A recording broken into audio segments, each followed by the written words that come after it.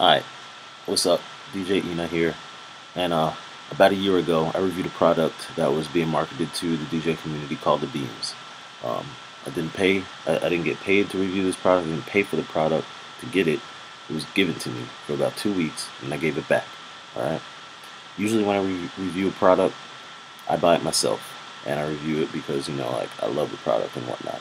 But I had been talked to by a friend, you know, over in Japan. I'm in the States right now, I'm in a hotel room. But over in Japan and whatnot, he was like, yeah, man, I'm trying to, market this product over here. I was like, he's like, can you review it for me? I'm like, yeah, sure, I'll review it. No problem. What else are friends for? Like, and I get to just try something for free. How often do, DJs that really aren't known, like myself, which is fine, I don't care. I'm happy being in my room. I'll do it all day. I don't care. I'm happy. You know, how often do you get to review a product that's pretty much new to the community and get to tell people about it? Well, I got that chance and I took it. He was like, "Hey, can you work into like maybe a scratch routine or something?" I was like, "Yeah, sure, I'll try." Yeah. And I don't know if you saw the review. Needless to say, no, I didn't work into a scratch routine because I don't think the product reflects, that type of DJ. Um, but I'm not a quitter. So I was like, hey, I'm gonna figure out how this can be used possibly by a DJ.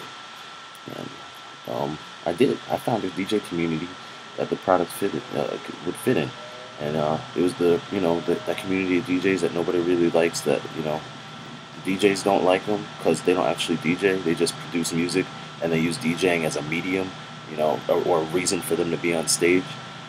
Those DJs. So I was like, yeah, those producer DJs that don't actually DJ.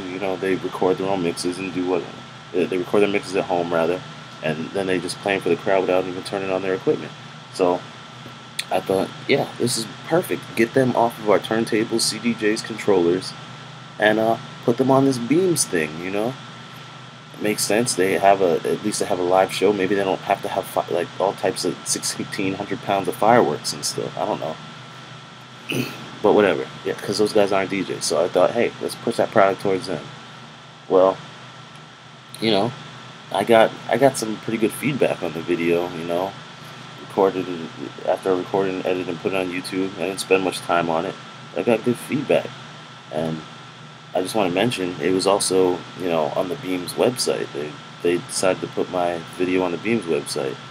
I was like, oh, okay, yeah, cool, I guess, sure. And then bam, here comes Flo Rida endorsing it, right? And he was endorsing it pretty much the way that my video was pushing, the path my video was trying to push it down, that path, right? And pretty much the feedback I got was everybody and their mama hated me for it. They're like, whoa, okay, whatever. I'll just turn on ads. Jerry Maguire, show me the money. Thanks for the views. And that's how I felt about it pretty much.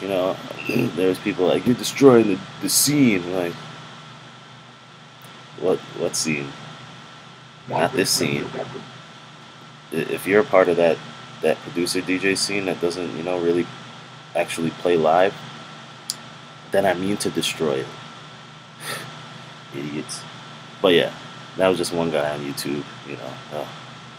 Man, people, they're so ballsy. The internet. But yeah, so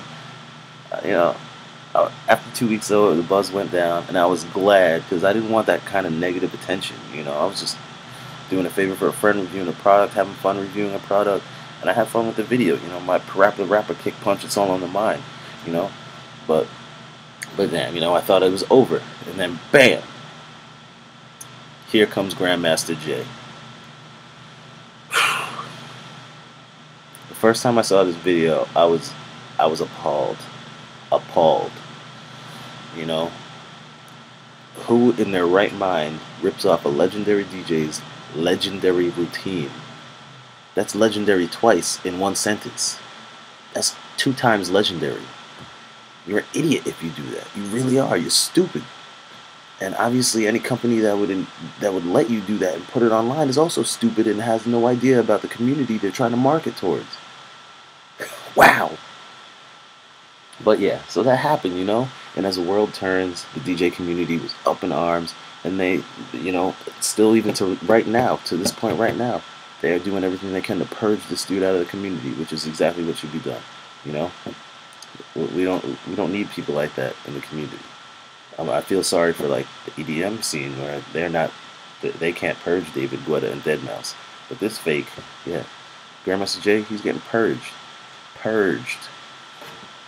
But yeah, but the type of person I am, you know, I always everything I see, I think I can learn from it. So I was like, yo, let me watch this video again, because maybe there were some people co-signing this dude, so maybe he is an actual grandmaster.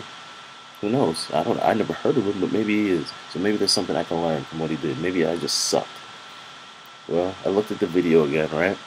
First thing I notice is the damn thing's backwards. The side with the buttons is supposed to face you, because that's how you touch your banks on the Beamz. You get to all your different banks. It's not just one bank. You don't just have 4 key points. There's more than that. But I don't need to get into it, because I'm not trying to push the product to anybody, you know. But pretty much he was doing stuff like, wrapping his hand around like he was backspinning. Not possible, all right? And, 99% of the stuff he was doing was not possible, because I used it, and I know its limitations pretty well. And now we're all mad at Grandmaster Jay, right? But honestly, what kind of company is okay with advertising their product in a way that lies about its capabilities?